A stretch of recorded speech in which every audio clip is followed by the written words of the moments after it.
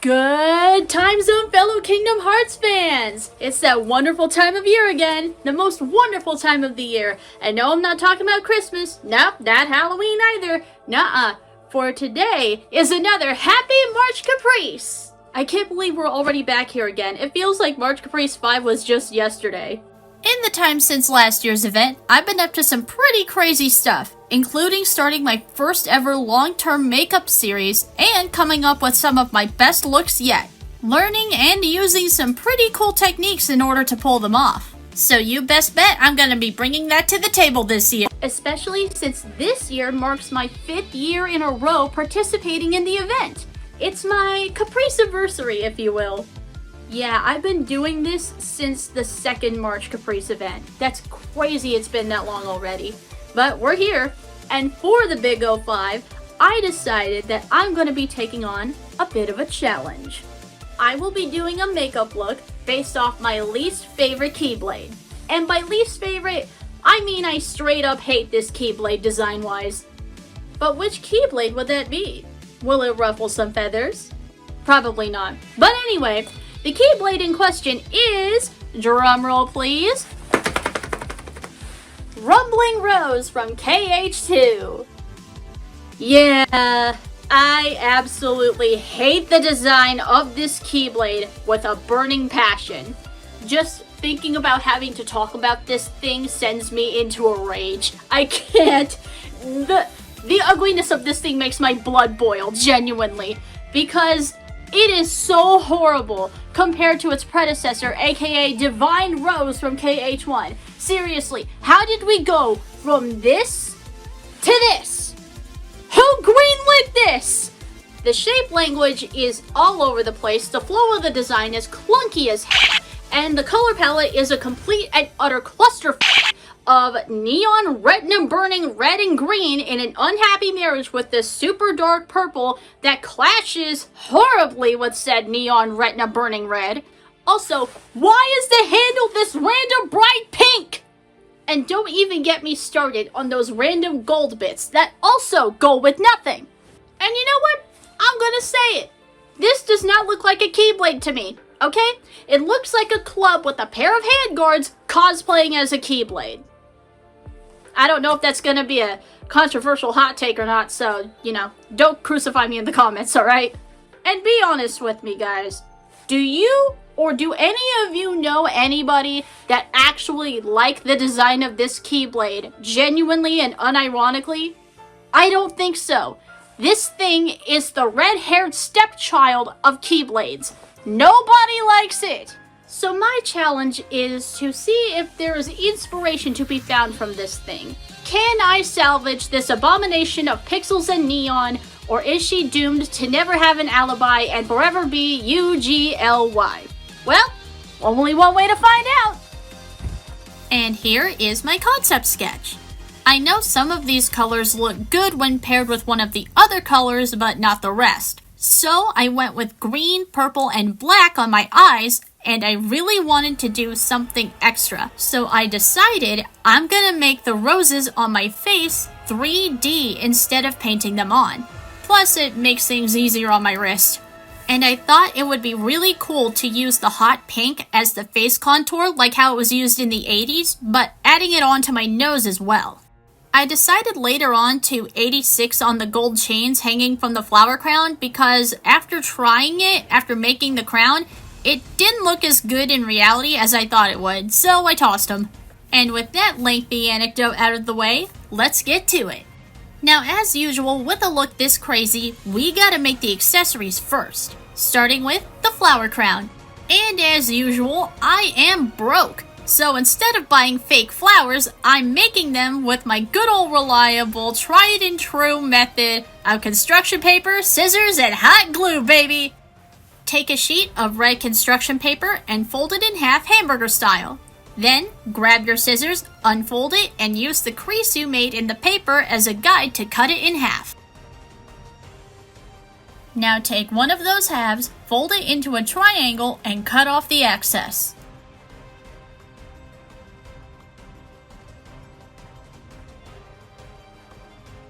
Then you're just gonna continue to fold that triangle the same way you would when making a paper snowflake, and cut a curved edge along the top. Now you're gonna take a pencil and draw along the edge. The only way I can describe this shape is one of those fancy brackets at the top, and cut that out. Unfold the whole thing, and now you have a nice, lovely flower. Repeat this process twice more so you have 3 flowers of equal size. Now we're going to take one of those flowers and cut out one single petal using the fold creases as a guide again. Then cut 2 petals out of the second flower and 3 petals out of the third flower. And make sure the 2 and 3 petal bits are all together like slices of a pie and not individual petals. And make sure you save those petals because you're gonna need them later. Now let's fire up the old hot glue gun and start assembling our rose. First, take the flower with only 1 petal missing and lay a line of glue along the edge of one of the petals. And close the flower by pulling the petal on the other side directly over top of it.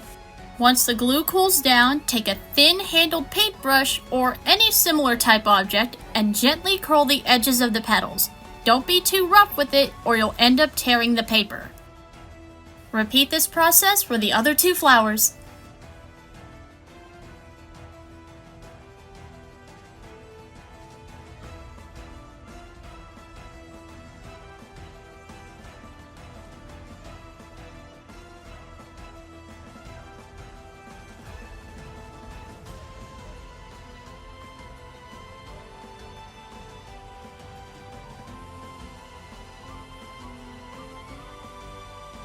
And now to deal with the petals we cut out. You're actually going to repeat this process one more time, but only for the 3 petal slice.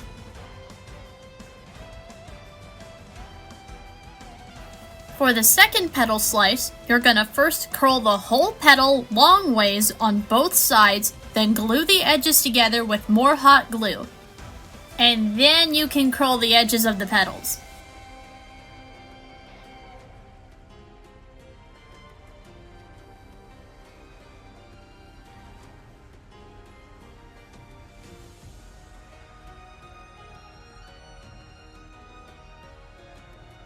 And for the last single petal, you're also going to curl it and then roll it up and seal it with more hot glue.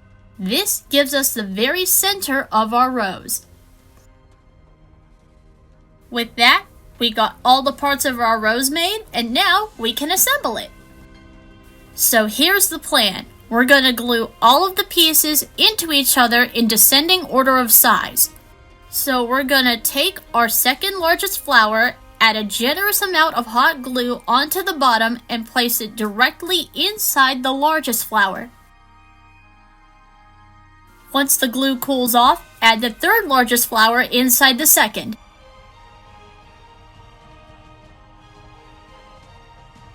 Now I'm going to set that aside and assemble the smaller pieces together so I'll only have 2 pieces to glue together at the end. Again, we're gluing these together in size descending order.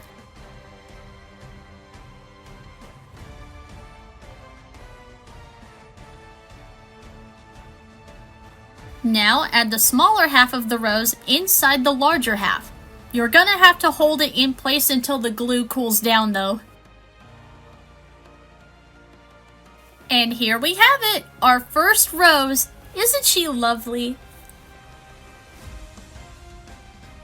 Now before we make any more roses, we gotta make the base of our flower crown. So I grabbed some thick wire and wrapped it around my head until I made it fit comfortably. Could I have just used a tape measure and then cut the wire out according to the measurements? Yes. However, that would require me to engage with my second arch nemesis, aka math, which I did not want to do. I then cut off what I needed using my grandpa's trusty needle nose pliers and tied and hot glued the edges in place. And this is why I made a rose first. I used this rose to gauge how many of the same size I would need to completely cover the base of the crown. I made 6 more roses, totaling in 7. So the roses would have something more to stick onto, I cut out strips of green felt and used more hot glue to wrap them around the wire until it was completely covered. This also makes the crown more comfortable for me to wear.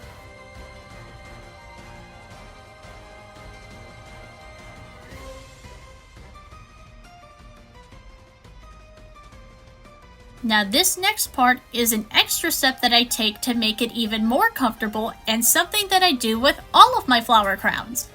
I cut out a bunch of circles of felt in the same color as the roses. One circle for each rose. I glue these onto the inside of the flower crowns so that the hard bits of the hot glue from attaching the roses don't poke at my head, and it gives the roses something even more to stick onto. At last, we can finally add our roses. So first I glued a felt circle onto the inside, then added, guess what, more hot glue to the front of the crown and added the rose on top. And due to the pointed bottom, you're gonna have to hold it in place until the glue cools off. Again. Now take your next rose and place it next to the first one and mark on the crown where the bottom of the rose touches so you have an easier time positioning and gluing it.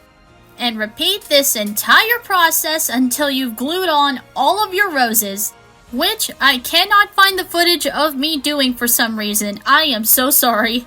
However, do not despair, for we are not quite done. For we gotta do the finishing touch, the claws. I took some pieces of cardboard I had lying around and sketched out the claws with a pencil and cut them out.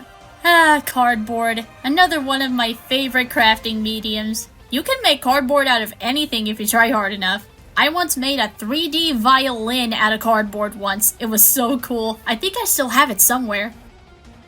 I even made a lyre out of it once for my closet cosplay of Orpheus from the game Hades. One of my favorite props I have ever made. And so much fun. This is your PSA to try cardboard crafting if you haven't done it before. It's wonderful. It makes you feel like a little kid again. But I digress. Next, I grabbed my black acrylic paint and painted both sides of every claw. Thankfully, it's matte black acrylic paint, and cardboard really likes to absorb matte paints, so this dried pretty quick.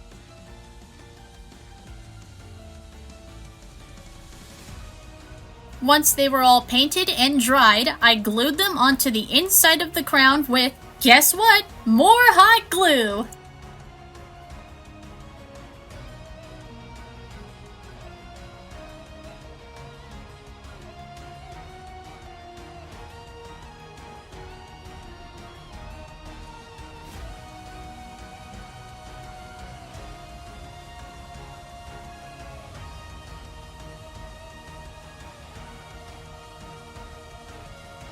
And here she is, all done! She came out so perfect.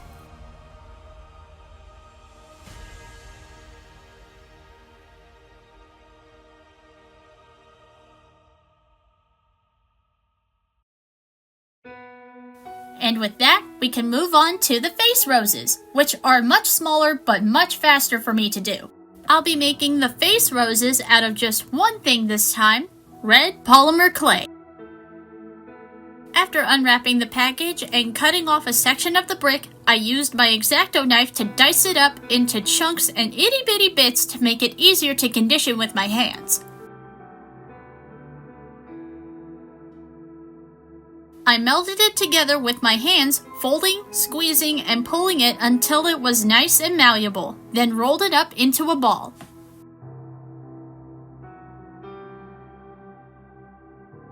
Now to start, you're gonna pull a bit of clay off and roll it into a smaller ball between your fingers. Then squish it and form it into a rough oval type shape. It doesn't have to be perfect.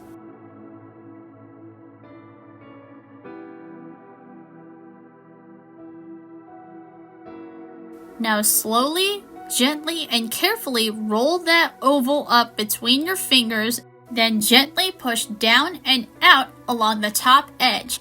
This will give you the center of your rose. Now we're gonna take another bit off of our main ball of clay and roll it into a smaller ball between our fingers. Squish it until you have a nice circle.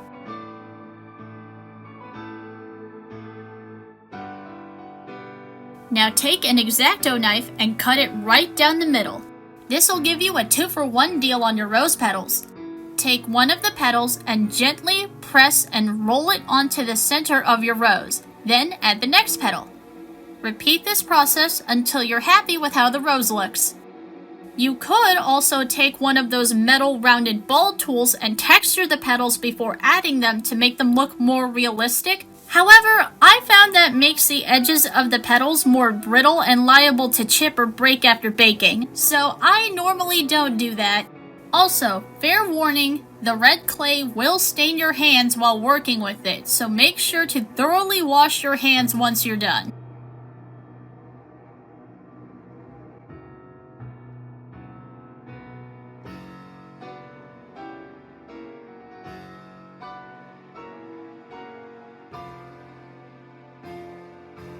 Once you're happy with the amount of petals, take your X-Acto knife and slice off the excess clay at the bottom and make sure the bottom of the rose is flat.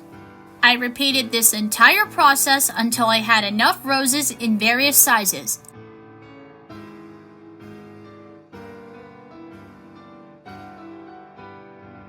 And now, we bake them! I put all the roses on a scrap piece of tin foil on a baking pan and preheated my oven to 275 degrees, then let them bake for 15 minutes.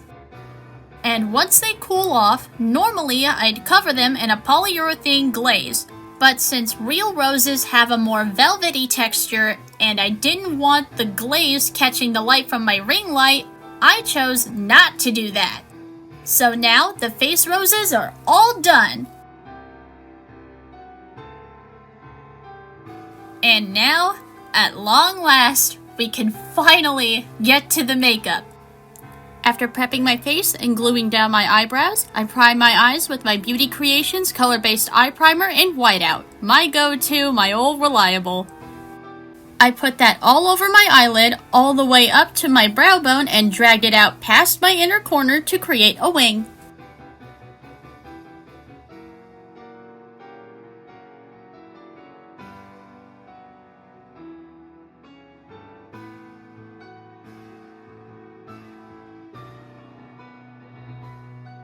I also put it all the way around my under eye.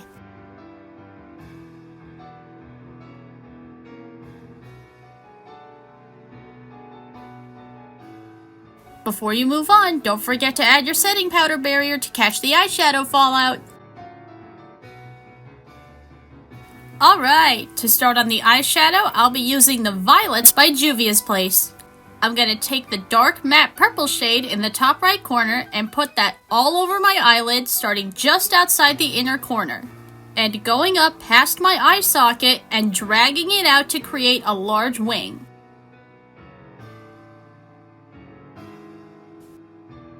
Oh, and don't forget to add a little bit on the underside of your outer corner.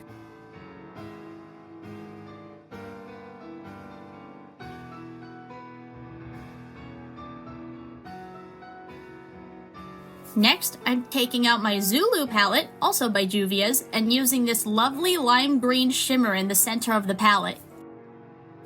I put that on the inner corner of my eyelid and blended where the two colors meet.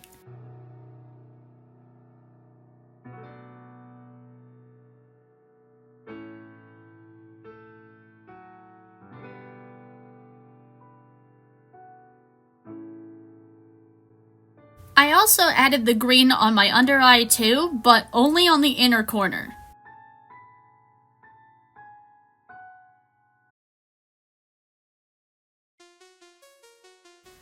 And now we add some sparkle! But first, we gotta prep. I took a little bit more of my eye primer and patted it down onto the center of my eyelid so the shimmer has something to stick onto. And for said sparkle, I am breaking out my favorite palette, Lure by BlendBunny Cosmetics. I'm using this pinky purple shimmer called Charmed directly on top of the primer.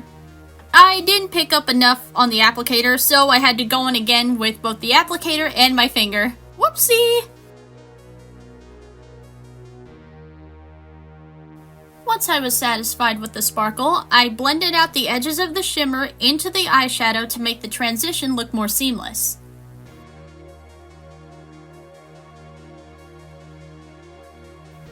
To finish off the eyeshadow, I took a very small rounded brush and used black to fill in the rest of my under eye and blended it where it met the purple and green.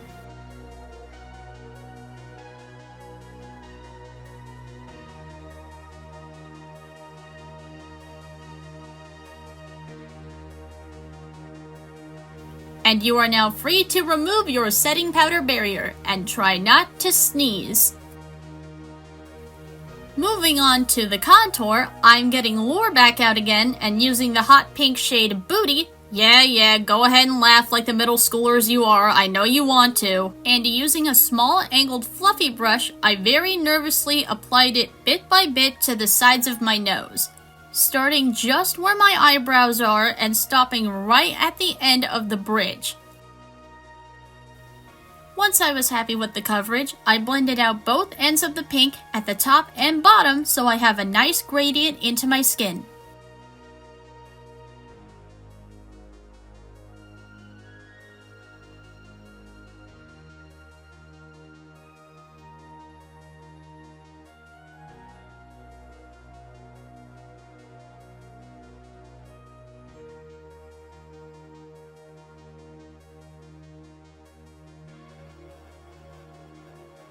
For the rest of my face, I used a larger angled fluffy brush to add the pink from my temple to the outer edge of my cheekbones, and very nervously make a sharper line contour on the rest of my cheekbone.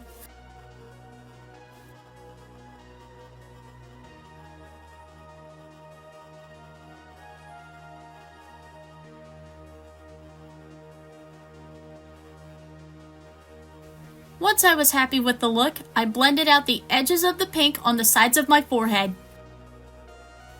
This was honestly the biggest challenge of the whole look, making sure the cheek contour was even on both sides, cause contouring is my weakest area in makeup. I kinda know what I'm doing, but I also kinda don't, and I film with a cell phone in landscape mode, and in order to be seen on camera, at some angles, some of the lights from my vanity mirror are directly shining into my eyeballs. So, in these clips, right here, I can barely see what I'm doing. Now we gotta prepare for the briar vines. Starting with my eyebrows, I took a fine detail brush with some light brown eyeshadow and sketched out the vines bit by bit. And I did this on both eyebrows at the same time. This helps the eyebrows come out as similar to each other as possible without being symmetrical. Cause perfectly symmetrical eyebrows are physically impossible. Remember the eyebrow method, people. Sisters, not twins.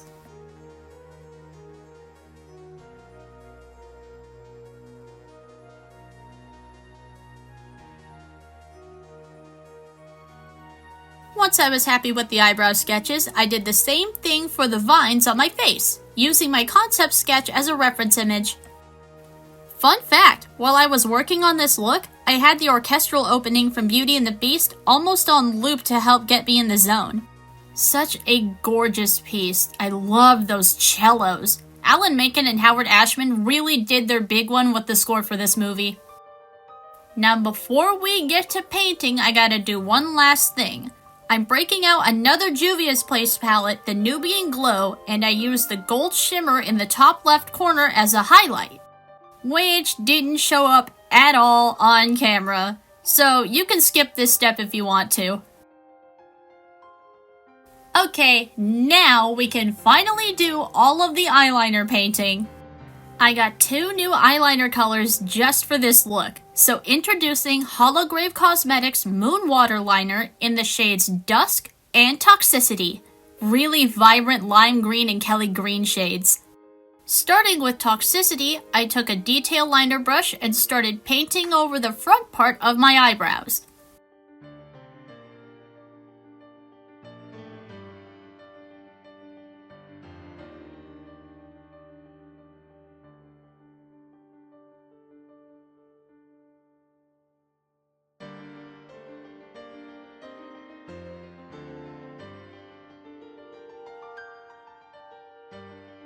After that dried down, I got dusk and painted on the rest of my eyebrow vines.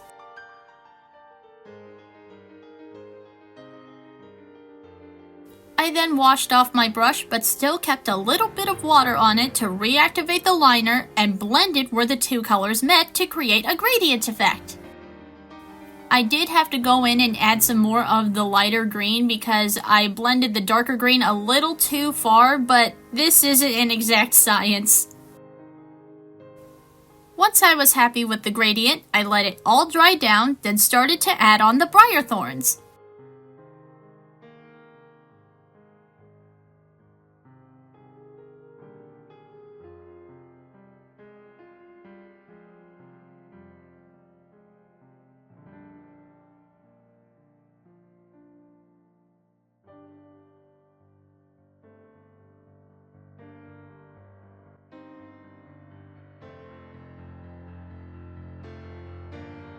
Once the thorns dried down, I repeated the whole process for the vines on my face. But the darker green was just for the fancy leaves that we see at the bottom of the handguard, which were a lot harder to draw than you think. So, while we're here, how about we have some fun facts about roses? Fact number 1. We don't actually know how many types of roses there are because they encompass more than just the plants in the genus Rosa.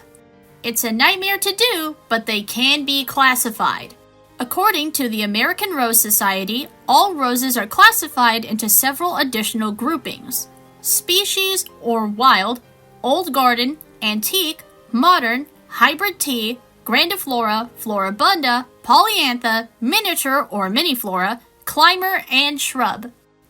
And then there are even further subclassifications, like bourbon, china, damask, hybrid wickerana, ramblers, and large-flowered climbers.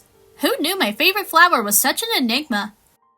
Fact number 2. This one's for my fellow goths.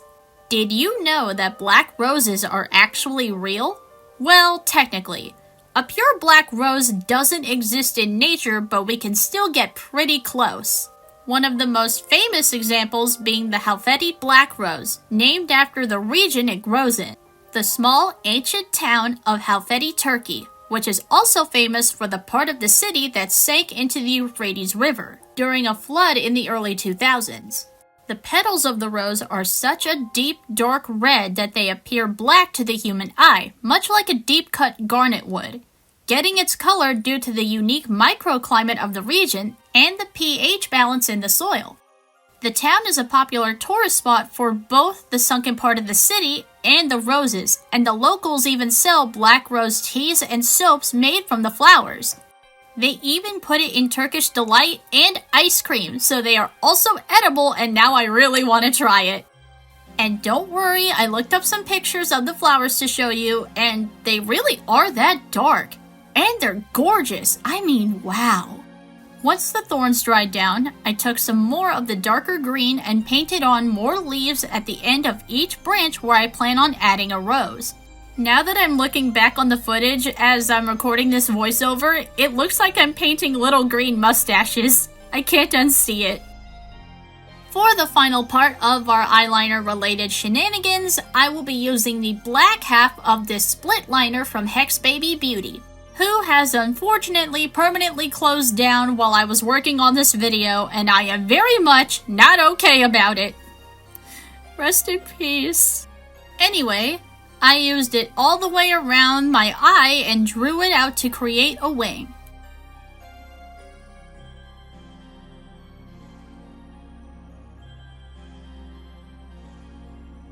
Since I have very hooded eyelids, I have to do a technique called the Batman eyeliner where I make the wing way bigger than you need it to be so it actually shows up right.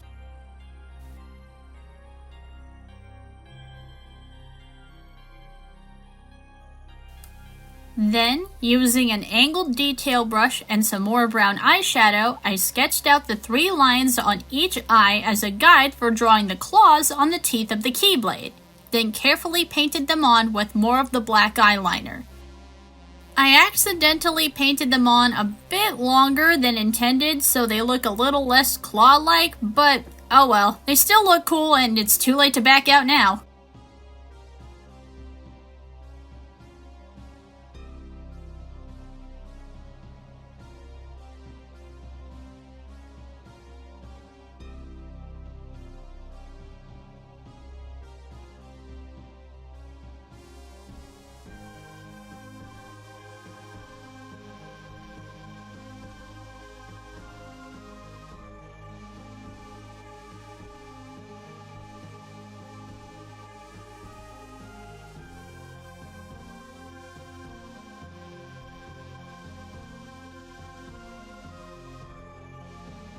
And now we can finish off the makeup with some lipstick.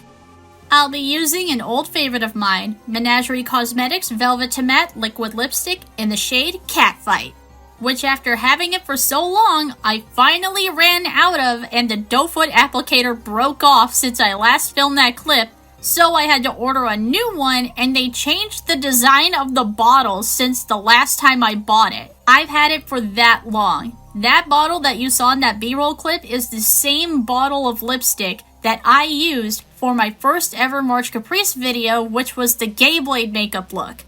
Would that be considered a full circle moment? I'm not sure. Once the lipstick dried down, I took more of that gold shimmer from earlier onto my finger and patted it over top of the lipstick.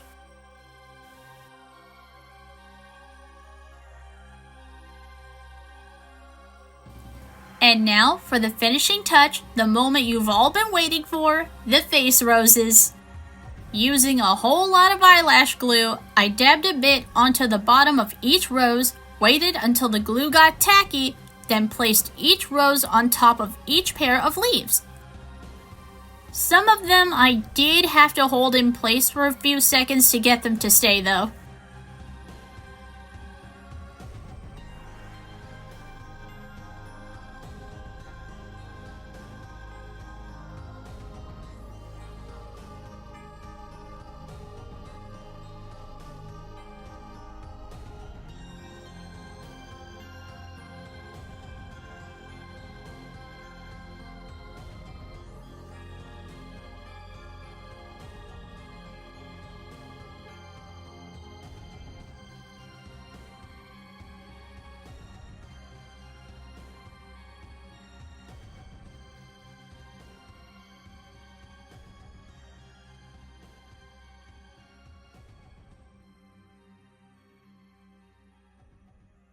And now for the final reveal!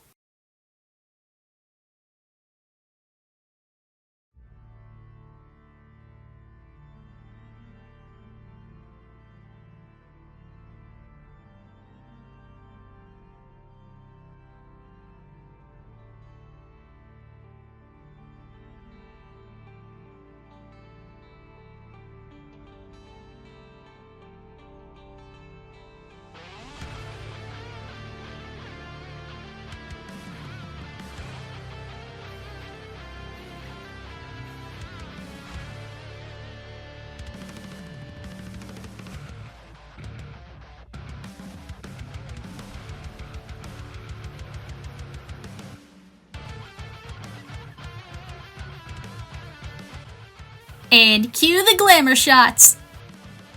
I was honestly really worried that this look wasn't gonna come out that good in execution. You know how sometimes things look better on paper than they do in real life?